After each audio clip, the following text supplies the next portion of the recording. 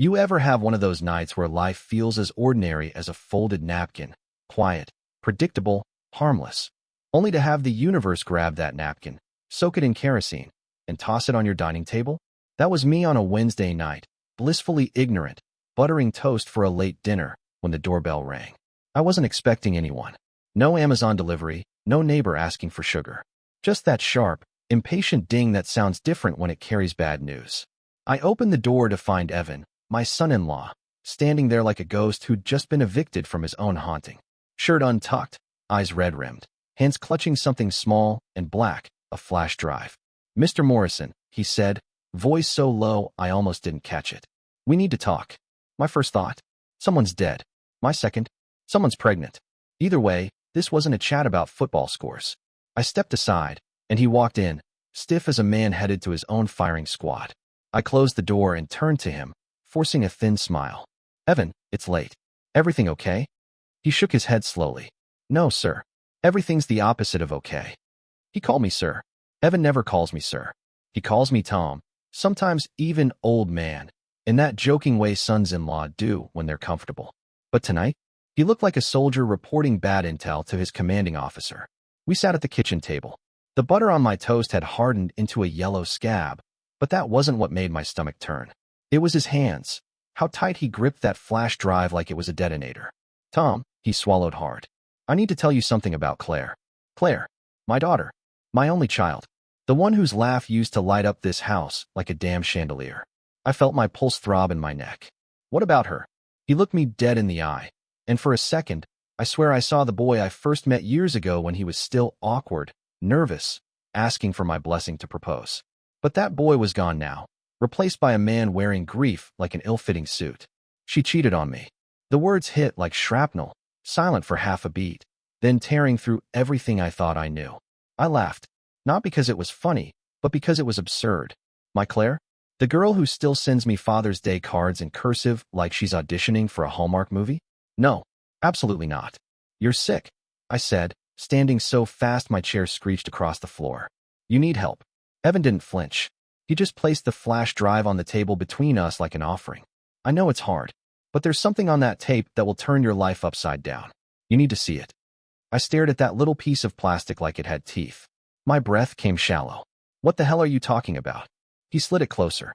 "Everything you think you know about Claire, about your family, it's not true. And when you see this," his voice cracked, "just once, you'll understand." I wanted to grab it, smash it, fling it out the window. Instead, I stood there, fists curled, every muscle screaming to reject what was coming. But something in his eyes, cold, hollow, done, told me this wasn't a bluff. And when he finally played it, when the screen lit up and the first frame appeared, my hair stood on end. The glow of the laptop screen cut through the dark kitchen like a scalpel. Evan didn't wait for permission, just popped the flash drive in and opened the only file on it. No folder, no name, just VID_0007. MP4. Simple. Sinister. The video started grainy, a muted hum in the background, like it had been recorded in a hotel room or someplace with carpet thick enough to swallow sound. I didn't recognize it at first. Beige walls, a floor lamp leaning like it had arthritis. Then came the bed, white sheets, crumpled, and in the center of the frame, two figures. My stomach went cold before my brain caught up. Claire. Her face was turned just enough for me to know. My little girl. My blue-eyed, freckle-cheeked Claire who once wore braces and cried when her hamster died. She wasn't crying now. She was laughing. Laughing with a man whose face stayed in shadow, deliberately out of frame, as if the devil behind the lens knew exactly what to hide. I felt the air leave my lungs like someone had opened a valve in my chest. "Turn it off," I whispered. My voice didn't sound like mine. It sounded like an old hinge about to snap. Evan didn't move. His jaw was clenched so tight a vein pulsed in his temple. "Keep watching," I said. "Tom." His voice cut sharp. "This isn't about the cheating. This is about who she cheated with." That stopped me cold. Against every instinct screaming look away, my eyes dragged back to the screen. The man shifted, not enough to show his face, but his arm moved into the light. A tan forearm with a small scar near the wrist. A scar I'd seen before. My throat went dry. "No. Impossible." Then came the sound. His voice. Deep. Calm. Familiar in a way that clawed at my memory like nails on glass. "Everything okay, kid?" he murmured. "Kid." My world tilted. The room felt like it had no corners anymore, like gravity itself had loosened its grip. That word wasn't for Claire. That was for me. Because only one man in my life ever called me kid after I was old enough to grow a beard. My best friend. My blood brother in everything but DNA. The man who stood beside me at my wedding, who toasted Claire's first birthday with tears in his eyes. Evan paused the video right there, Claire's smile frozen like a knife mid-stab, that arm still resting on the sheets like a brand. He turned to me, eyes empty. Your friend, Tom. Your best friend. That's who she's been seeing. For almost a year. I couldn't speak. Couldn't move. All I could hear was the blood pounding in my ears like war drums. The kitchen blurred, warped. My knees wanted to give out, but rage held them up like rebar in concrete. And then Evan said the one thing that shattered whatever was left of my world. There's more, and you're going to want to sit down for it. I sat, not because I wanted to, but because my legs mutinied. The chair groaned under me, matching the sound that crawled out of my throat, a sound halfway between a laugh and a death rattle. A year. I finally managed, though my voice sounded like it had been dragged through gravel. Evan nodded once. Sharp. Mechanical. 314 days. To be exact. That precision rattled me. It wasn't anger speaking now, it was math. A man who'd counted each day like a prisoner scratching lines into a wall. That meant this wasn't fresh fury. This was seasoned, marinated in quiet hate. Why are you showing me this? I asked, though some traitorous part of me already knew. This wasn't charity. Men don't bleed like this just to share the pain. Because, Evan said, leaning forward, forearms on the table, this isn't just about Claire. This is about you. My jaw tightened. What the hell does that mean? He slid the cursor to the bottom of the video. The timeline stretched longer than I expected. He dragged it to the last minute and hit play. The image jumped. Same room, same bed, but Claire wasn't in the frame anymore. Just him. The man I once trusted with secrets I never told my wife. My best friend, Martin. Shirtless, sitting on the edge of the mattress, sweat glistening like he'd been through a war he enjoyed. And then, he looked at the camera. Dead into it. Into me. Like he knew someday I'd be watching. And then he spoke. Calm. Clear. No shame. No hesitation. Tom, if you're seeing this, guess you finally figured it out. You were always a little slow, kid. That word again. Kid. Like a curse this time, burning through the air. You thought this was your life, Martin went on, his tone almost casual, like we were back on his porch talking baseball. But the truth? You've been living in mine. Every plan you made, every dream you had. I was there first. I felt my pulse crawl into my ears. My hands gripped the edge of the table so hard the wood creaked. Evan's voice cut through like a blade. You don't get it yet, do you? Try me, I said, my tone low, dangerous. He's not just screwing your daughter, Evan said softly. He's been screwing your whole family. The room tilted again, the words echoing like gunfire in a canyon. My vision tunneled, black, closing in at the edges. What the hell are you talking about? I hissed. Evan didn't answer. He just closed the laptop, slow, deliberate, like a priest shutting a coffin. Tom, he said, eyes like stone. Claire isn't the only one he's touched. And when you hear the rest, you're going to wish you'd never seen that tape. My mouth was dry as bone dust. I wanted to demand answers, shake them out of Evan like coins from a broken vending machine.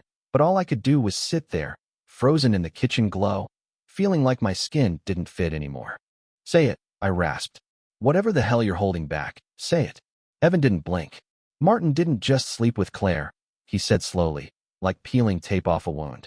He's been inside your house for years, Tom. In more ways than you know. I stared, the words dripping into my brain like acid. Stop talking in riddles. Evan leaned back, ran a hand through his hair, and for the first time, I saw something crack in him. Not anger, not even grief. Something heavier, like a man dragging a coffin up a hill. He told her things, Evan said. Things about you. About your wife. I flinched like he'd slapped me. My wife. God rest her soul, she'd been gone 4 years. Cancer.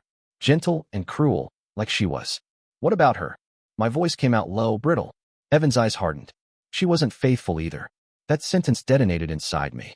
My chair scraped backward as I stood, blood surging like a broken dam. You watch your damn mouth. She told Claire. He snapped, cutting me off. Years ago. Said Martin was her one mistake. Except it wasn't one time, Tom. It was decades. Decades, and you never saw it. None of us did. The words hung there like smoke after a gunshot. My knees gave out. and I sat back down without meaning to, hands trembling.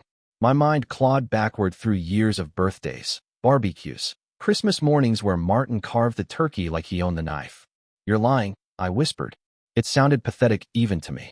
Evan opened the laptop again with surgical calm and played a new clip, short, blurry, clearly shot on a phone. A woman's voice floated through the tinny speaker.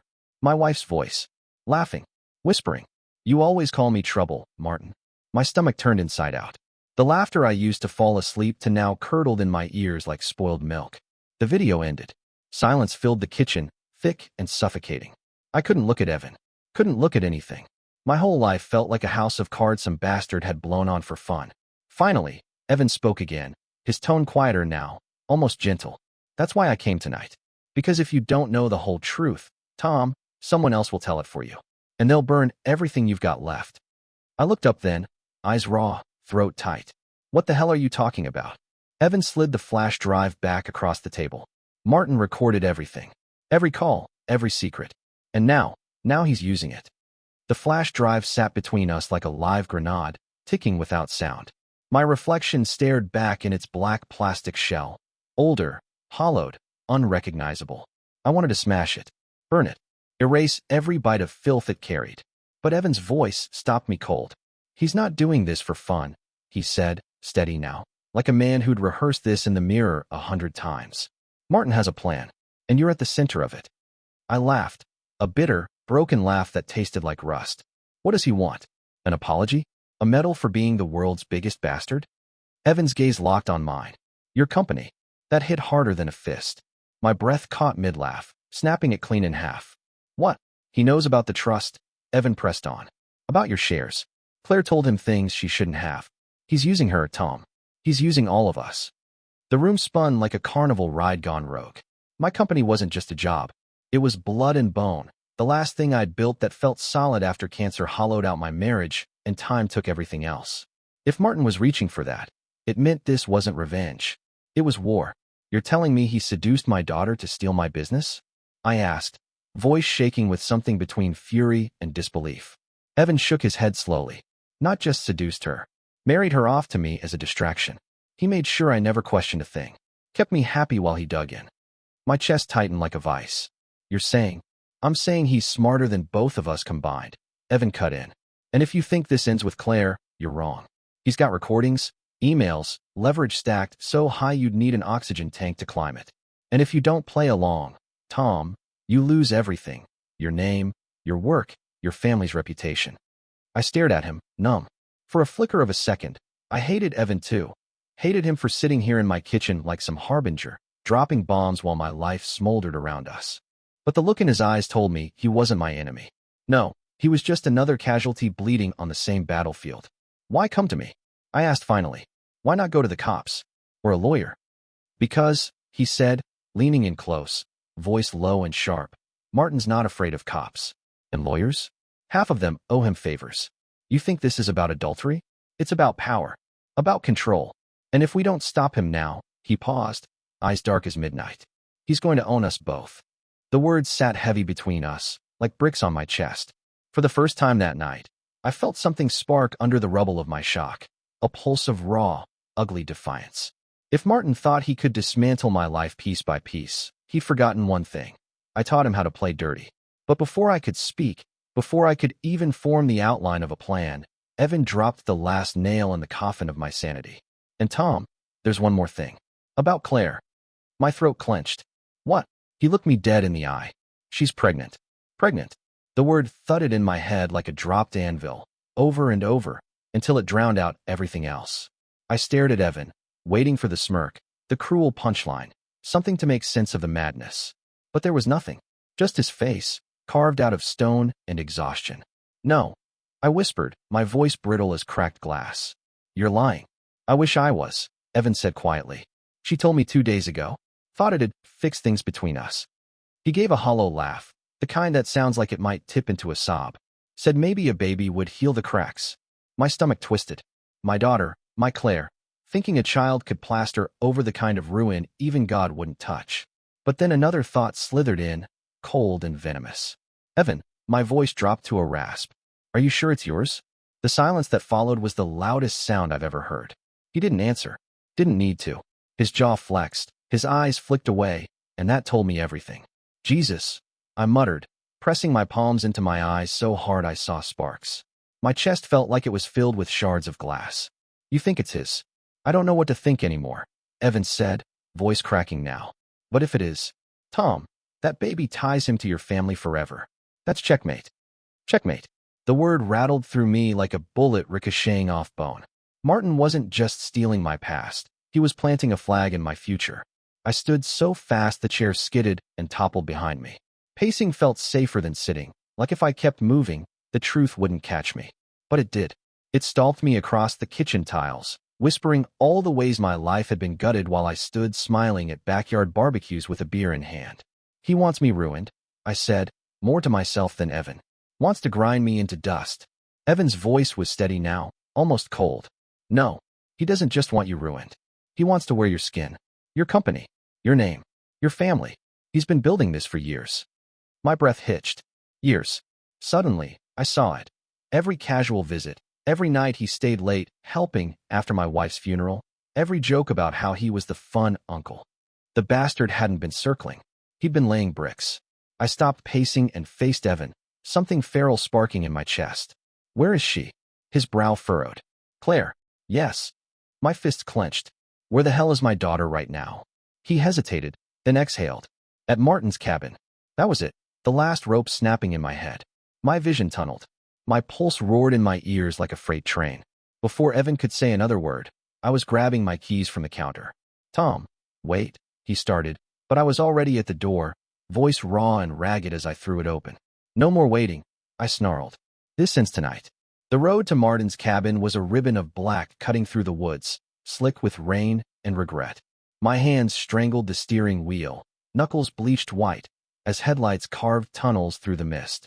Every mile marker felt like a countdown to something I couldn't name, but already hated. I knew that cabin. Hell, I'd helped him build it. Hauled lumber up that hill with sweat dripping into my eyes, laughing about how it'd be his fortress of solitude. Never thought it'd become a damn temple to my humiliation.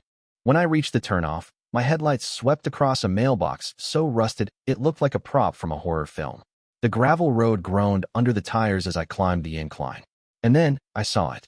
The cabin crouched in the trees, glowing warm and golden like a postcard, as if betrayal could ever look cozy. 2 cars out front, Claire's blue sedan, and his truck. The sight of them parked side by side like lovers burned hotter than any hell I'd ever imagined. My pulse pounded so loud it was like someone drumming on my skull. I killed the engine and sat there for one long, trembling breath. Then I opened the door and stepped out into the night air, cold, damp, smelling like pine and promises gone sour. The gravel crunched under my boots, each step louder than gunfire in the silence. Through the window, I saw movement. Claire, my little girl, curled on the couch in a blanket, staring at her phone like it held the map out of hell. And then he walked in from the kitchen, casual as Sunday, holding 2 mugs. Martin. Same swagger, same easy grin that used to make strangers trust him in 10 seconds flat. He set the mugs down, said something that made her lips twitch into a tired smile. Not guilt. Something worse, dependence. I reached the porch. My fist curled, ready to pound the door, when it opened before I touched it. Martin stood there, like he'd been expecting me. Kid, he said, with that same damn smirk he's worn since we were 16 and stealing beers from his old man's garage. Figured you'd show up. The sight of him, calm, composed, like this was a goddamn reunion, snapped something inside me. My hand shot out, grabbed his shirt, slammed him against the doorframe so hard the mugs on the table rattled. You think this is a game? I growled, voice raw. His eyes didn't even flicker. It's not a game, Tom, he said softly, almost kindly. It's a correction. Behind him, Claire's voice cracked the air. Dad, stop. I froze. Not because of her voice. Because of what I saw when I looked past Martin's shoulder. Claire wasn't alone anymore. There was a little girl standing at the hallway's edge. Barefoot, blonde curls, clutching a stuffed rabbit by one ear. And those eyes, blue like mine, but set in a face that wasn't mine at all. My blood iced over. Tom, Martin said, straightening his shirt like we were done wrestling. His grin widened, wolfish. Meet Lily, your granddaughter. My knees almost buckled. I couldn't breathe, couldn't think. Just one thought pulsed like a warning siren in my skull. She's older than 9 months. Lily, my granddaughter. The word felt like a splinter shoved under my skin. She stared at me with wide blue eyes, innocent and unknowing, while my brain scrambled, doing math like a man clinging to the last rung of sanity. She was 3, maybe 4, which meant, Tom. Martin's voice slid into the silence like a snake through tall grass. Come inside. We're not animals. I didn't move. Couldn't. My hand was still shaking from where I'd grabbed his shirt, my pulse roaring like a freight train. He stepped aside anyway, calm as a priest inviting me into confession. I walked in on autopilot. The cabin smelled of cedar and betrayal. Claire sat rigid on the couch, pale as ash, her fingers twisted in that blanket like it was the only thing keeping her from shattering. Lily clung to her stuffed rabbit, watching me like a child watches thunder, quiet, alert, waiting for the storm to break. I tore my eyes off the little girl and pinned Martin with a glare sharp enough to cut bone.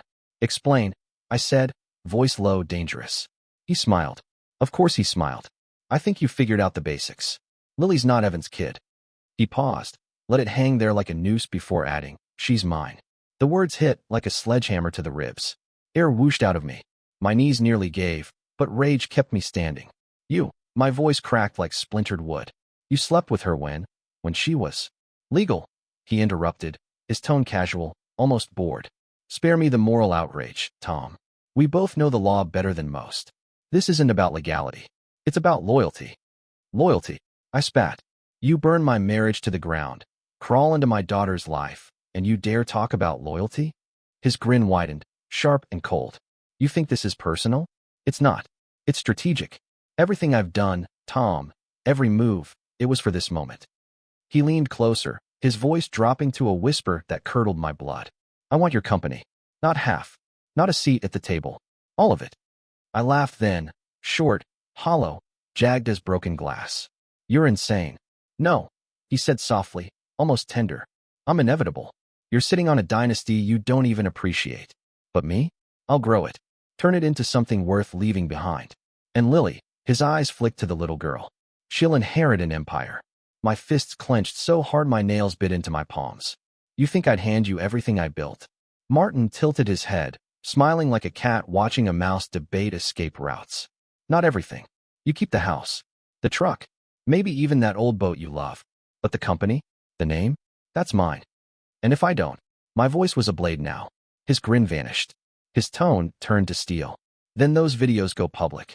Every frame. Your wife. Your daughter. Headlines will write themselves. Family man's house of lies. Your legacy turns to ash. And Tom. He leaned in, close enough for me to smell the mint on his breath. Don't think Evan won't help me light the match. He's angrier than you know. For the first time in my life, I wanted to kill a man with my bare hands. But then Claire spoke, soft, breaking, like a bird with a crushed wing. Dad, please, don't fight him. I turned, and what I saw in her eyes nearly finished me. Fear, not for herself, for Lily. Her voice cracked through the room like a frail branch snapping in a storm. Dad, please, don't fight him. For a second, I didn't even register the words. My mind was still a bonfire of rage, but then I saw her face, eyes hollow, lips trembling, and something inside me twisted so hard it felt like my ribs were folding in on themselves. You're siding with him? I asked, each syllable like gravel in my throat. Claire shook her head slowly, tears streaking her cheeks. I'm not siding with anyone. I'm surviving. That gutted me more than any confession could. Surviving. My daughter, who once fell asleep on my chest watching old cowboy movies, who believed I could fix anything with duct tape and a steady hand, was talking like someone trapped at the bottom of a well. And Martin? Martin just stood there, calm, smug, hands in his pockets like a king surveying conquered land. Why? I whispered, staring at her. Why would you let him do this to you? She hesitated, her eyes darting to Lily. Tiny, quiet, clutching that rabbit like a lifeline. And then Claire said the sentence that detonated what was left of my soul. Because if I don't, he'll take her. The room tilted. My knees locked, fighting to keep me upright as Martin finally spoke, voice silk over steel. She's telling the truth, he said lightly. I've got full custody paperwork drafted and ready. Claire signs over the company's shares to you. You hand them to me, and Lily stays right where she belongs, with her mother. Everybody wins. Everybody. I barked, rounding on him. You call this winning? Martin's grin was razor thin. Better than headlines about daddy-daughter scandals, don't you think? Your board won't survive that. Neither will you. I lunged before I could think. Fists clenched, ready to turn his smile into pulp, but Claire leapt between us, palms flat against my chest. "Stop," she screamed, her voice shredding into sobs. "You don't understand. He's not bluffing. He has everything." "What do you mean everything?" I snarled. Her hands shook as she dug into her pocket and pulled out a phone, a second one, not the one she'd been staring at earlier. She unlocked it and shoved it into my hands. My blood turned to ice. Messages, photos, videos, not just of her, of me, conversations I'd had with clients, off-the-record deals, emails I'd sent in confidence years ago, somehow scraped and archived, all sitting there like landmines waiting for a spark. "He said he'd bury us all," Claire whispered. "Not just me. You, Evan, everyone tied to you." Martin stepped closer, his voice a velvet noose. "One signature, Tom. That's all I need. You give me the company, and this little nightmare stays locked in the dark. You walk out of here with your reputation intact, and your granddaughter safe." I stared at the papers he held out like a devil offering a deal. My hands twitched. My vision tunneled. In my head, two voices warred, one screaming to rip his throat out, the other whispering Lily's name. Behind me, the little girl laughed softly at something on the TV, a cartoon playing like the world wasn't on fire. I looked at her, then at Claire, broken and begging without words. And for the first time in my life, I didn't know what the hell the right thing was. I stared at the pen in Martin's hand like it was a loaded gun aimed at my name. One signature. That's all it would take to erase 40 years of blood, sweat, and bone. To give everything I'd built to the man who'd turned my life into a graveyard. Claire's voice trembled through the silence. "Please, Dad." Behind her, Lily hummed to herself, innocent as sunlight, while Martin waited, smiling that slow, reptilian smile he wore when he'd already counted his winnings. And maybe he had. Maybe he'd played me like a fiddle from day one. But Martin had forgotten something. He wasn't the only one who knew how to play dirty. I reached out, took the pen, and scrawled my name on the paper. Bold. Final. The sound of the stroke was louder than my heartbeat. Claire sobbed once, a jagged sound, and Martin grinned like a wolf with blood on its teeth. "Smart man," he murmured, sliding the contract into a leather folder. "You just saved your family." "Did I?" I asked softly, because that's when his smile faltered. I pulled my phone from my pocket, thumbed the screen, and turned it toward him. A video blinked to life, his video, the one from the flash drive. His smug face talking to the camera, calling me kid, confessing his grand plan like a Bond villain who'd had one too many whiskeys. Except now it wasn't just playing on my phone. It was streaming, live, to a private server, to 3 lawyers, to a journalist who owed me a favor from a story I buried for him 15 years ago, and, just for spice, to the entire board of my company, who'd been invited to a confidential shareholder meeting scheduled for 10 minutes ago. Martin's face drained of color. "What did you? You think I'd walk in here without a parachute?" I cut him off, my voice sharp enough to draw blood. "Every word you said is out there now. Every threat. Every admission. You don't own me, Martin. You own your own destruction." He lunged, fast and furious, but I was ready. The gun Evan had slipped into my jacket pocket back in the kitchen, pressed cold and solid against Martin's chest before he could blink. "Sit. Down." For the first time all night, Martin obeyed. Claire stared at me, wide-eyed. "Dad, what happens now?" I looked at Lily, still humming to her cartoon, oblivious to the war raging around her. My voice was steady when I answered. "What happens now," I said, "is he signs his own papers." I dropped a new document on the table, drafted months ago when I first suspected something was rotten in the walls of my life. A transfer of all Martin's holdings in the company, shares, rights, assets, back to me. Ironclad, watertight, with a clause that tied his hands tighter than a hangman's knot. "You sign," I said, "or the world sees everything." He signed, slowly, bitterly, like a man swallowing glass. When it was done, I stood. My hands didn't shake anymore. "You have 1 hour to disappear, Martin," I said. "And if you ever come near my family again." I leaned in close, let the steel in my voice cut through his bones. "You won't get a second warning." He didn't argue. He just left, the door slamming behind him like a gunshot. The cabin was silent except for the low murmur of cartoons. Claire sat crumpled on the couch, her tears coming in quiet waves. I wanted to hold her, to rage at her, to rewind time until none of this had happened, but all I could do was put a hand on her shoulder and whisper the only truth left in me. We're done living in his shadow. Outside, the rain had stopped. The night smelled like wet pine and smoke and something else, a thin, bitter thread of freedom. But here's the thing about freedom. It always costs more than you think.